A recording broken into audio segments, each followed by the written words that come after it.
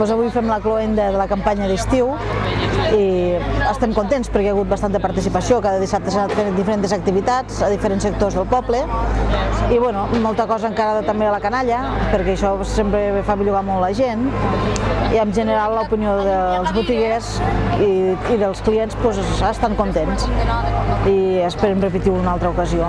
I avui estem tots invitats al ball aquí, que durarà fins allà a la 1 de la matinada, amb preus de consumicions molt econòmiques perquè tothom pugui estar tot el rato que vulgui.